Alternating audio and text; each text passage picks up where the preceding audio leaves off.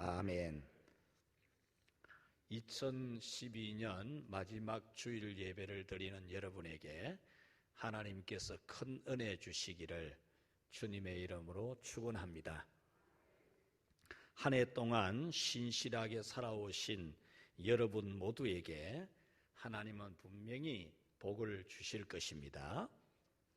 살기가 어렵다고 생각하고 또 예배하기가 어렵다는 생각이 전염병처럼 돌아다닌 그런 한 해 중에서도 신실하게 삶을 살아오고 또 신실한 예배자로 살아온 우리에게 하나님은 반드시 복주고 복주며 번성하게 하고 번성하게 하십니다. 신명기 8장 1절 말씀에 보면 내가 오늘 명하는 모든 명령을 지켜 행하라. 그리하면 너희가 살고 번성하고 여호와께서 너희 조상에게 맹세하신 땅에 들어가서 그것을 차지하리라 말씀하셨습니다. 오늘 성경은 바울 사도가 치열하게 살아온 자기의 삶의 여정을 이야기하면서 이제 자신은 하나님 앞에 가게 되는데 그렇게 되면 하나님께서 자기를 위해서 쌓아놓은 상을 주실 것이다. 그렇게 말한 겁니다. 7절 말씀에 보면 나는 선한 싸움을 싸우고 나의 달려갈 길을 마치고 믿음을 지켰으니 8절 말씀 이제후로는 나를 위하여 의의 면류관이 예비되어 있으므로 그렇게 말씀합니다. 그리고 나서 이어서 하는 말이 자신에게만이 아니라 주님이 다시 오시기를 기다리면서 믿음을 굳게 지킨 모든 사람들에게 하나님이 상을 쌓아두고 계신다라고 말씀했습니다. 이 사실은 예수님도 분명하게 거듭 많이 말씀을 하셨습니다. 그 중에 대표적인 한 예를 들면 비유로서 어떤 한 주인이 달란트를 맡겼는데 그 달란트를 가지고 최선을 다해서 치열하게 살아서 열매를 가지고 돌아온 종들에게 주인의 즐거움에 참여하는 그런 상을 줄 것이다. 예수님께서도 분명하게 말씀을 하셨습니다. 요한계시록 22장 12절에 보라 내가 속히 오리니 내가 줄 상이 내게 있어 각 사람에게 그가 행한 대로 갚아주리라. 예수님이 각 사람이 행한 대로 상을 주실 것이라고 말씀하셨습니다. 그래서 오늘은 이제까지 지금까지 한 해 동안 힘들고 어려운 중에서도 각자의 삶을 성실하게 살아오고 하나님 앞에 참된 예배자로 살아온 여러분에게 하나님의 상이 쌓여 있다는 것, 그것을 말씀드리려고 합니다. 바울 사도는 자기의 인생의 끝에 서서 자기 인생을 한마디로 정리하기를 나는 치열하게 살아왔습니다. 그렇게 고백합니다. 나는 정말 치열하게 살았습니다. 힘들고 어려운 자기 인생의 여정, 사명의 길이지만은 치열하게 살았다. 그냥 대충 되는 대로 살지 않고 치열하게 살았다. 이렇게 고백합니다. 전제와 같이 내가 부음이 되어지고 나의 떠날 기약이 가까웠도다 그랬습니다.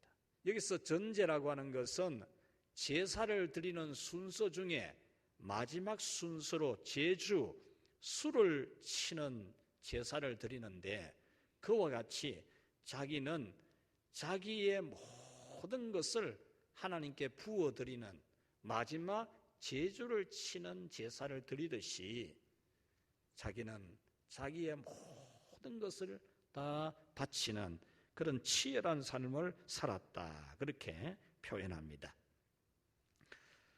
그는 자신의 이 치열하게 살아온 삶을 세 가지로 표현을 하는데 하나는 나는 선한 싸움을 싸웠다. 그렇게 말합니다. 여기서 선한 싸움을 싸웠다라고 하는 것은 사도의 사역 여정에 있는 갈등이나 고민에 대해서 치열하게 고민하고 치열하게 갈등했다, 그 말입니다. 하나님이 부르신 그 부름의 삶을 살아감에 있어서 힘든 일, 어려운 일, 고통스러운 일 숱하게 만났는데 그때의 그런 문제들을 회피하지 아니하고 그냥 대충 되는 대로 상황 따라서 한 게 아니고 정말 갈등하고 고민하면서 지나왔다, 그 말입니다.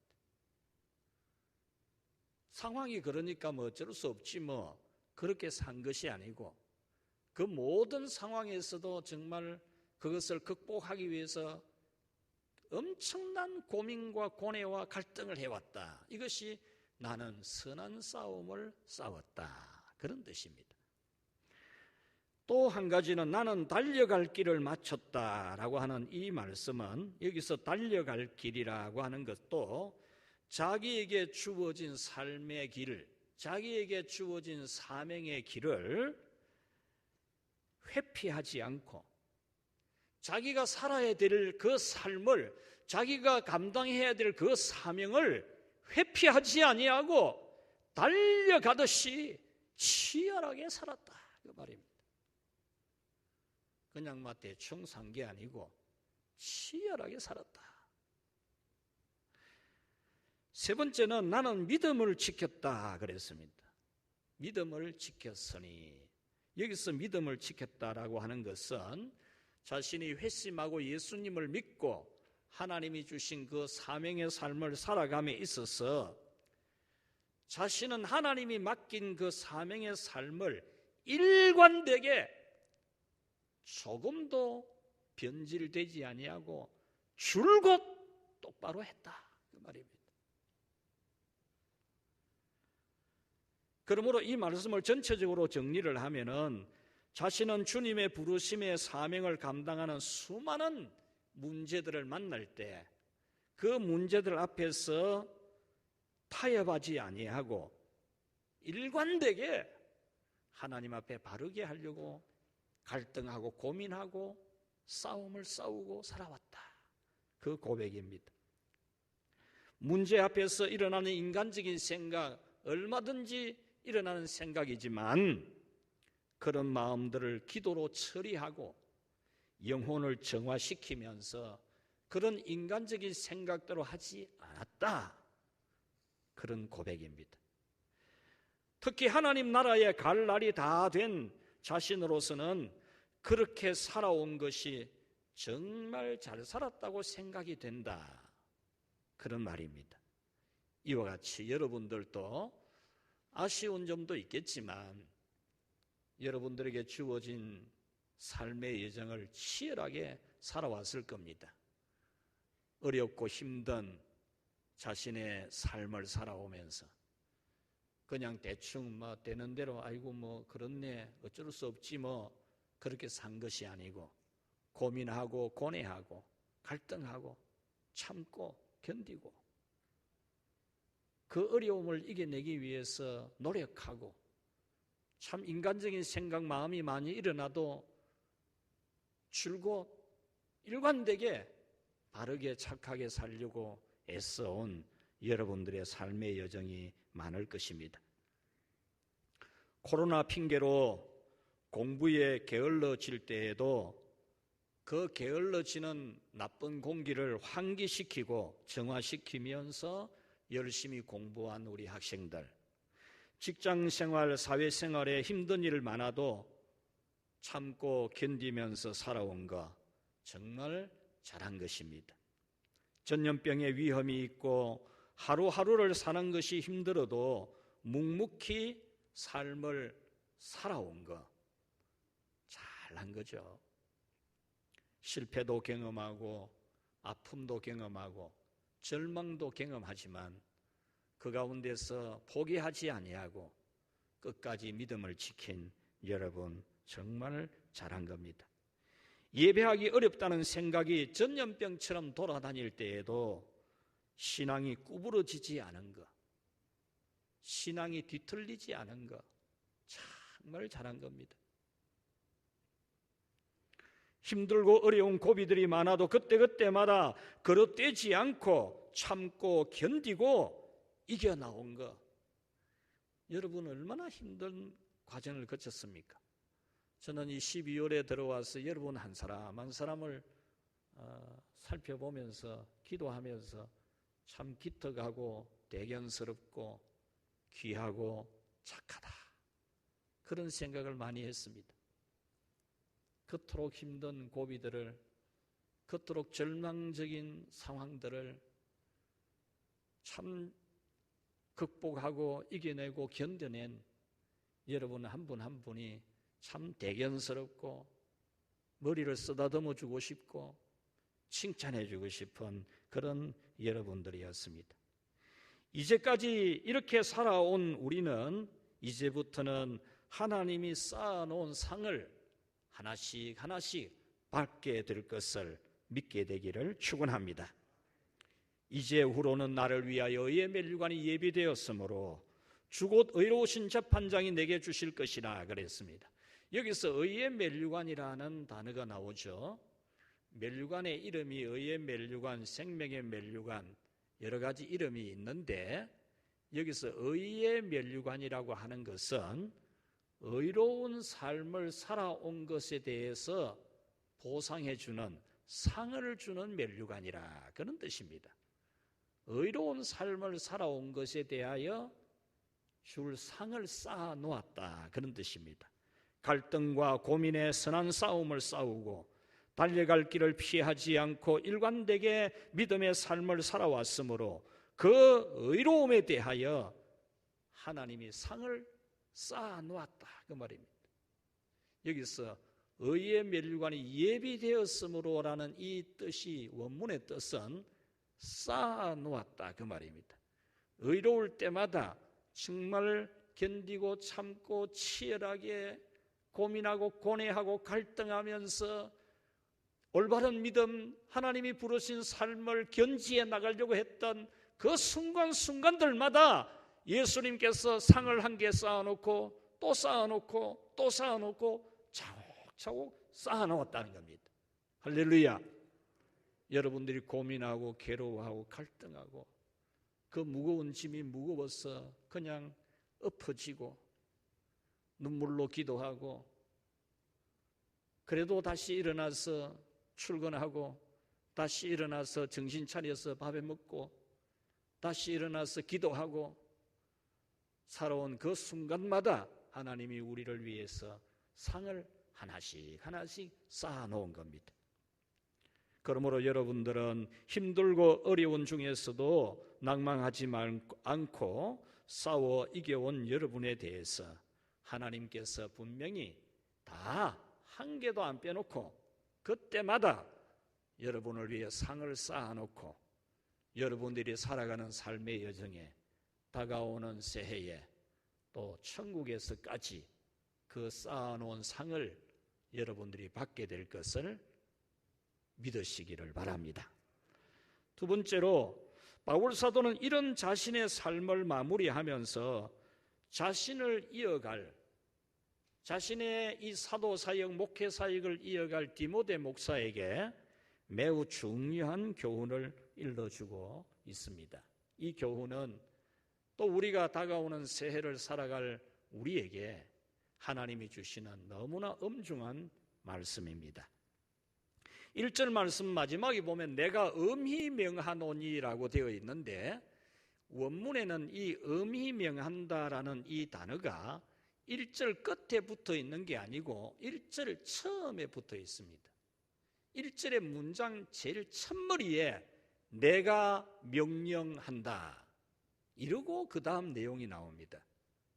이것은 지금 이 바울 사도가 명령하는 내용이 대단히 중요한 것을 말해주는 거죠. 반드시 지켜야 되는, 지키지 안 되면 안 하면 안 되는, 그대로 하지 않으면 절대로 안 된다는 못을 박아두는 말입니다. 1절 말씀에 보면은 하나님 앞과 살아있는 자와 죽은 자를 심판하실 그리스도 예수 앞에서 그가 나타나실 것과 하나님 나라를 두고 그의 나라를 두고 엄히 명한다 그랬습니다. 이 말씀은 반드시 그대로 해야 된다고 못을 박아두는 겁니다. 확실하게 못을 박아두는 겁니다. 디모데 너는 반드시 이렇게 해야 된다, 못을 박아두는 겁니다.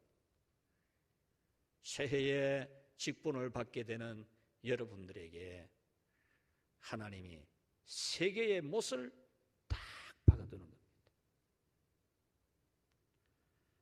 그 말씀은 절대로 변경될 수 없다는 겁니다. 그러면 그 못을 박아두는 것은 뭐냐? 하나님 앞에서 첫 번째 못입니다. 하나님 앞에서 내가 엄하게 명령한다. 사람 앞에서가 아닙니다. 대통령 앞에서가 아닙니다. 하나님 앞에서 내가 엄하게 명령한다. 바꿀 수 없는, 도무지 변경시킬 수 없는 못을 박아둡니다. 두 번째 못은 살아있는 자와 죽은 자를 심판하실 그리스도 예수 앞에서라고 합니다. 산자나 죽은 자나 다 심판하실 예수님 앞에서 못을 박아둔다 그 말입니다.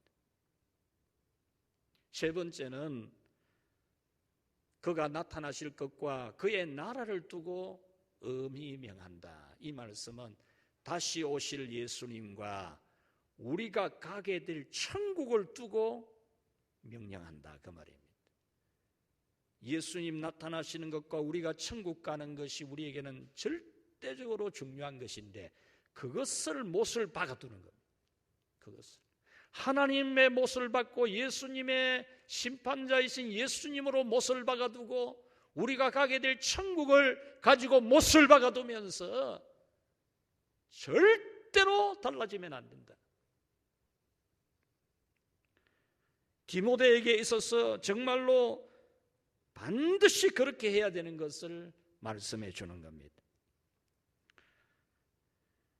그러면 이 디모데에게 있어서 직무는 무엇인가? 그것은 가르치는 겁니다. 목사로서 성도들을 가르치는데 어떻게 가르치느냐? 다르게 가르치는 게 아니고 바르게 가르치는 겁니다. 너는 절대로 다르게 가르치면 안 된다. 다르게 가르치면 안 돼. 너 하나님 앞에서 심판하실 예수님 앞에서 네가 갈 천국 앞에서 내가 못을 박아두는데 너는 다르게 가르치면 안 돼. 절대로 다르게 가르치면 안 된다. 이것을 못을 박아두는 겁니다. 심판하실 예수님 앞에서 천국 앞에서 바르게 가르치도록 못을 박아두는 겁니다. 2절에 너는 말씀을 전파하라. 때를 얻든지 못 얻든지 전파하라. 가르침으로 경책하며 경계하며 권하라. 이런 말씀이 나오죠. 여기서 가르침이라는 이 단어는 그냥 가르치는 티칭을 의미하지 않습니다. 그냥 가르치는 듣든지 말든지 알아듣든지 말든지 하든지 말든지 놔두는 그런 가르침을 말하는 게 아닙니다. 여기서 가르침이라는 단어는 교육하고 훈련을 시켜내는 걸 말합니다. 하나님의 자녀들을 올바르게 교육을 시켜서 훈련을 시켜내는 거, 너는 이것을 똑바르게 해라. 너 이것을 대충 다르게 하면 안 된다는 겁니다.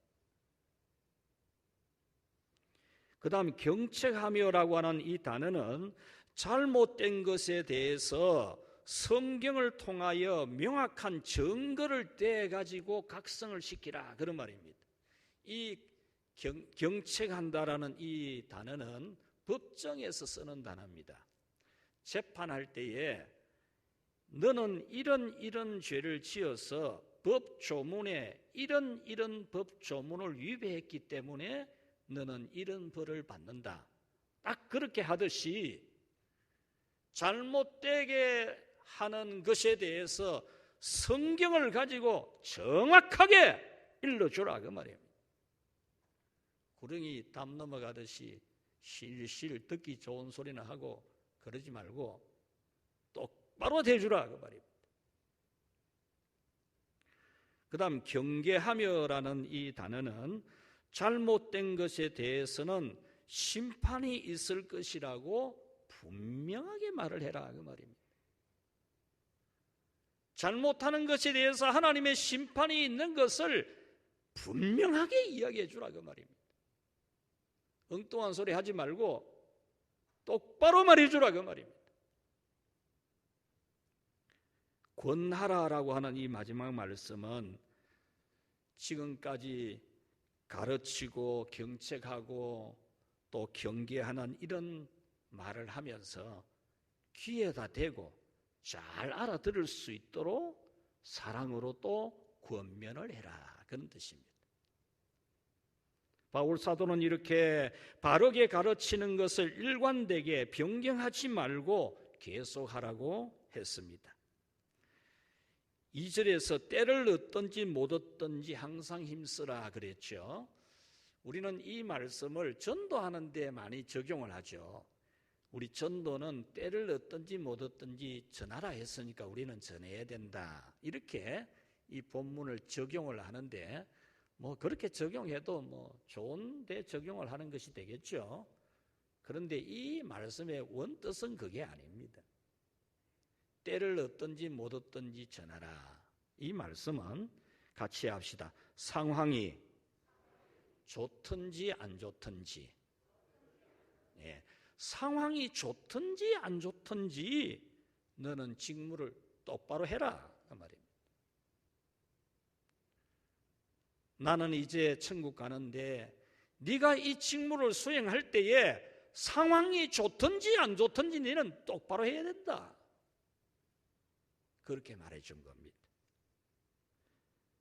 한순간도 그냥 넘어가지 말고 똑바로 해야 된다 그 말입니다. 2절에 보면은 범사에라는 단어가 나오는데 이 범사에라는 이 단어는 모든 일에라는 뜻이기도 하지만 오늘 이 성경에서는 같이 합시다. 단 한 개라도 그 말입니다.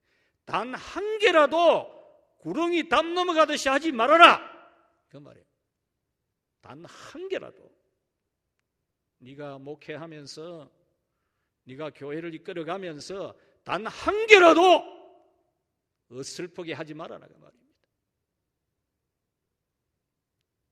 그 다음 2절 말씀에 오래 참음과라고 하는 말씀도 있는데 이 오래 참는 것도 막 네가 어떻게 어렵든지 어쨌든지 참아라 그런 뜻이 아닙니다.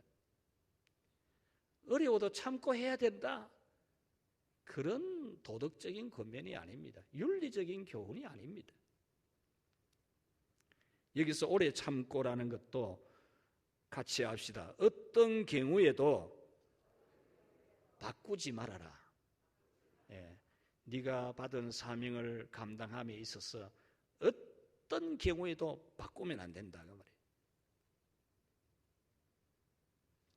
그러면 그 이유는 무엇일까? 무슨 이유가 있기에 이렇게 못을 박아두는 말씀을 하실까? 그것은 때가 시절이 너무 안 좋기 때문입니다.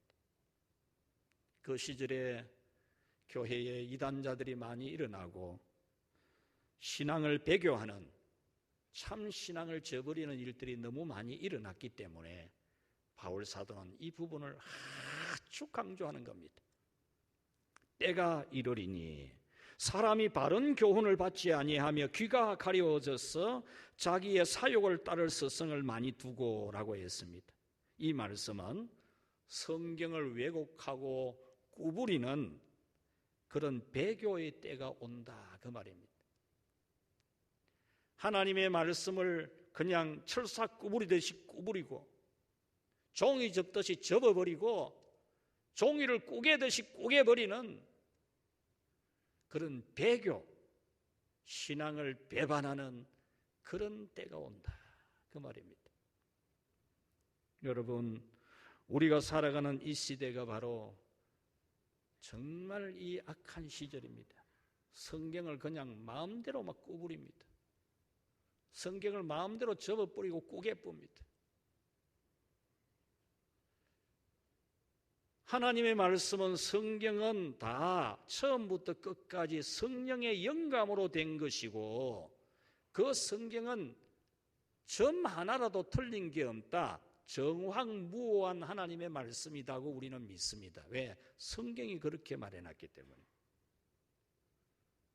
그런데 이렇게 성경을 그대로 믿고 순종하는 자를 한국 교회의 적어도 절반 이상의 교회 지도자들이 근본주의자라고 비난하고 있습니다. 근본주의. 그래서 사회가 그렇게 비난하니까 교회들도 그런 말을 해요. 그러면 성경에 있는 하나님을 안 믿고 자기들은 무엇을 믿습니까? 무엇을 믿어요?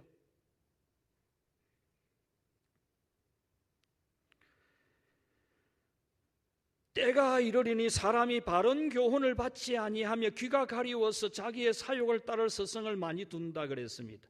여러분, 우리 한국 교회 역사의 치욕의 사건이 뭡니까? 우상 숭배를 국가가 하는 국가 의례이기 때문에 그건 우상 숭배 아니다, 그냥 국가 의례 아니가.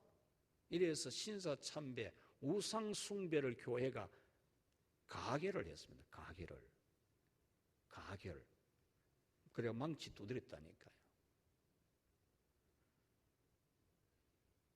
국가가 하는 건데 이러는 거죠. 그래가지고 어떻게 또 바뀌는지 압니까? 제가 한번 언급했습니다마는 사도신경 신앙 고백을 바꾸는 거예요. 어떻게 바꾸느냐 하면, 전능하사 천지를 만드신 하나님 아버지를 내가 믿사오며 라고 해야 되는데, 앞에 있는 전능하사 천지를 만드시는 빼는 거예요. 전능하사 천지를 만드신까지는 빼버리는 거예요. 그건 없애고 하나님 아버지를 믿사오며, 이렇게 바꿨다니까요. 얼마든지 바뀔 수 있어요. 이 배교의 시대는 신앙이 얼마든지 변질될 수 있습니다. 사람이 좋다는 쪽으로 따라가기만 하면요, 얼마든지 상황 따라서 가면은 나중에 근본 진리는 없어지는 거예요. 예수님의 십자가의 보혈을 의지했던 유월절 어린 양의 피는 언데간데 없어지고 팥죽거려가지고 동짓날 팥죽 먹고 팥죽 뿌리면은 귀신이 틈 못 탄다, 이래 믿고 있지 않습니까? 지금 근본 십자가 보혈, 예수님의 어린 양은 어디 간지 없어지는 게.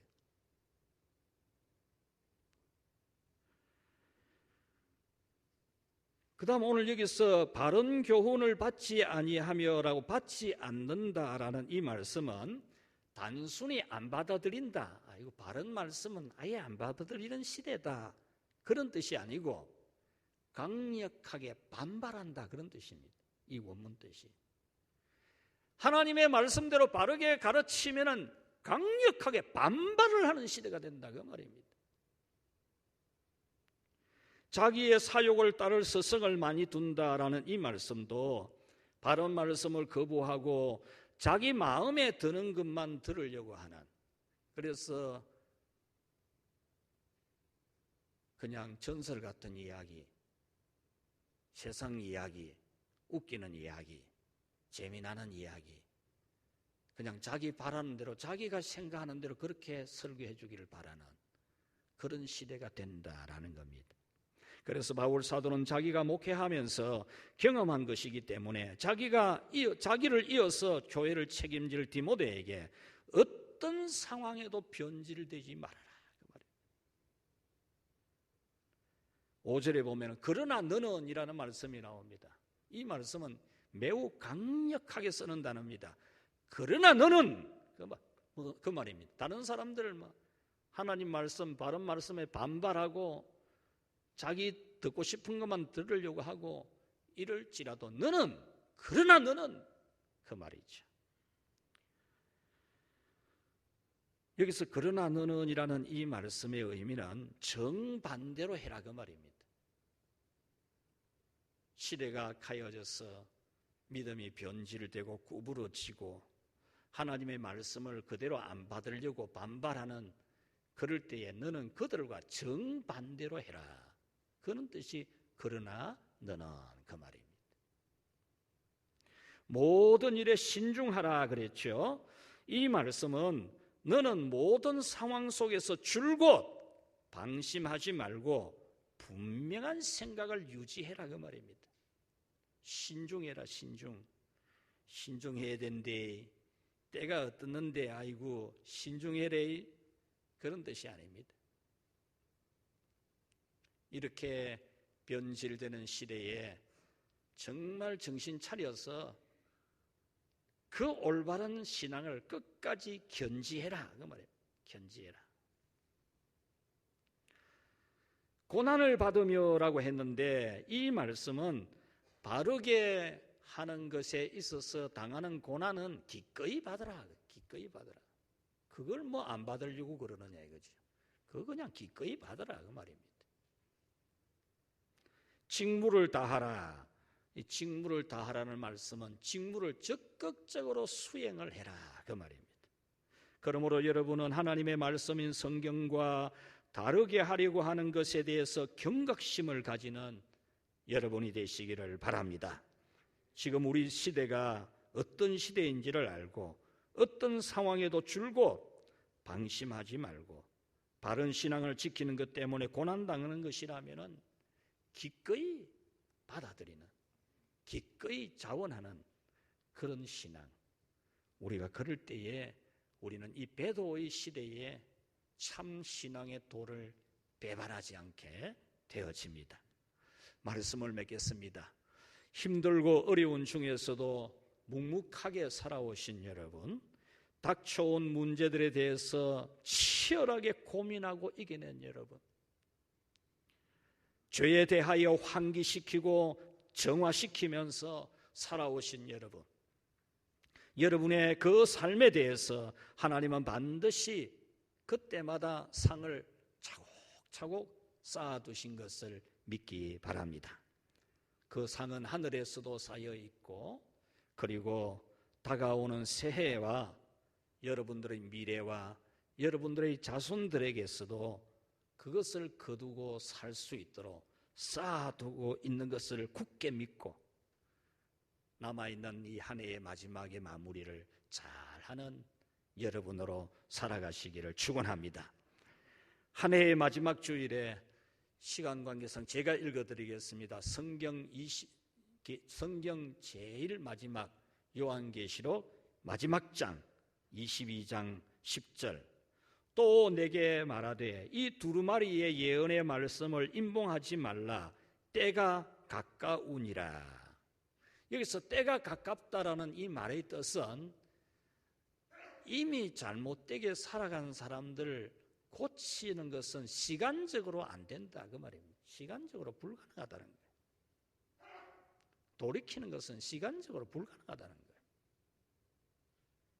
11절 불의를 행하는 자는 그대로 불의를 행하고 더러운 자는 그대로 더럽고 의로운 자는 그대로 의를 행하고 거룩한 자는 그대로 거룩하게 하라. 거룩하게 의롭게 살아가는 사람들이 의롭고 거룩하게 살아가도록 인도해라 그 말입니다. 12절에 내가 속히 오리니 내가 줄 상이 내게 있어 각 사람에게 그가 행한 대로 갚아주리라. 우리 예수님이 상이 다 준비되어 있어서 행한 대로 갚아주신다는 겁니다.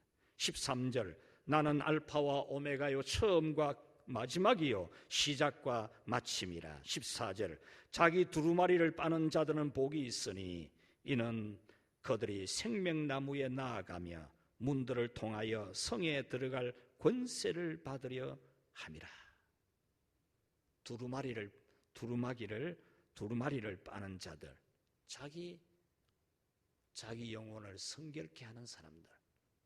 이 말세에 여러분들이 이 마지막에 뭘 해야 되겠습니까? 저는 신학교 다니는 동안에 종강 시간에 어느 목사님이 일러준 말씀을 참 안 잊혀지고 있습니다. 잊혀지지 않아요. 자신의 아내 사모님이 이제 세상을 떠나게 된다는 이야기를 듣고 하나님 앞에 울며 불면서 신학교 다닌다고 죽도록 고생해서 굶으면서 공부하고 배고프면서 공부했는데 이제 강도사가 되었는데 이제 담임 교육자가 되는데 사모님이 죽는다 하니까 막 너무나 원통하더래요.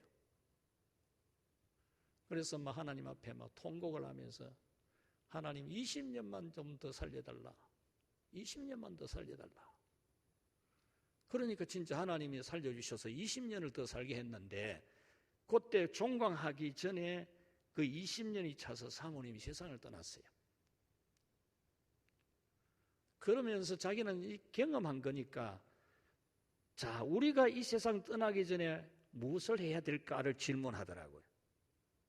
일주일 후에 우리가 하나님 앞에 가야 된다면 어떻게 해야 될까? 마치 우리가 일주일 채 안 남은 2022년 새해로 가기 전에 우리는 무엇을 해야 될까? 이런 질문을 받을 수도 있는데 일주일 남았다면 어떻게 해야 될까? 묻더라고요. 그래서 전부 신학생들이 뭐 이 말도 하고 저 말도 하고 다 했어요. 그러니까 이 목사님이 딱 일러주는 말씀이 회개해야지 이러더라고요. 회개. 하나님 앞에 가기 전에 회개해야지. 회개보다 더 급한 게 뭐 있노? 뭐 한 주간 남았는데 뭐 한단 말이고 회개해야지 그러더라고요. 여러분, 우리 다가오는 새해가 우리에게 축복의 새해가 되도록 우리는 한 해를 돌이켜보면서 참 내가 하나님 앞에 잘한 부분에 대해서 하나님이 얼마나 상을 많이 쌓아두었을까, 이것도 한번 여러분 살펴보시면 엄청나게 많이 쌓여져 있을 겁니다. 상이 얼마나 고뇌하고 갈등하고 고민하고 번뇌했습니까? 얼마나 기도로 처리해내려고 여러분 영혼을 정화시키려고 슬픔과 절망과 낭만과 원망과 분노, 괴로움 이런 것들을 얼마나 여러분 영혼을 기도로 처리해냈습니까? 주님이 주신 삶을 바르게 살려고 치열하게 고민하고 가난하고 궁핍한중에서도 하나님 앞에 똑바로 살려고 치열하게 고민하고 살아왔던 여러분에 대해서 얼마나 차곡차곡 많이 쌓여 있겠습니까? 뿐만 아니라 우리는 뒤돌아보면서 하나님 앞에 잘못 살은 것 정말 깨끗하게 회개해야 됩니다. 깨끗하게. 그걸 여러분 그냥 두면 안 됩니다. 새해가 오기 전에 우리 정말 깨끗하게 회개하고 새해는 또 우리에게 새로운 축복의 한 해가 되는 그런 우리 모두로 살아갈 수 있기를 주님의 이름으로 축복합니다. 우리 말씀 생각하면서 기도하겠습니다. 하나님 아버지여 감사합니다. 웬 사랑입니까? 웬 은혜입니까? 이 어둡고 캄캄한 시절, 절망의 땅, 죽음의 그늘이 드리워진 이 세상을 살아가는 중에서도 주님의 한없는 사랑과 은혜를 입으며 성령 하나님의 인도하심을 따라서 치열하게 고민하고 고뇌하며 하나님 앞에 바르게 살려고 애썼던 저희들이 되게 해주신 그 사랑 그 은혜 진심으로 감사합니다. 혼란스럽고 힘들고 고통스러웠지만 능히 견디며 참으며 이기며 또 신실하게 살아오게 해주신 하나님 앞에 감사함을 드리옵나이다. 오 하나님 아버지여, 오늘 또 주의 사랑하는 백성들을 다 기억해 주시옵시고 진정이 남아있는 한 해 짧은 기간이지만 하나님이 나를 위해 쌓아둔 상이 얼마나 많은지를 생각해 보며 하늘에서도 그 상을 받고 땅에서도 받게 될 것을 생각해 보며 감격해하는 연말이 되게 하시고 또 우리가 하나님 앞에 잘못 살아온 것에 대하여 참회하고 회개하고 깨끗이 씻음받고 또 새로운 새해를 축복받는 저희들 다 되게 하여 주시옵소서. 예수님의 이름으로 기도하옵나이다. 아멘.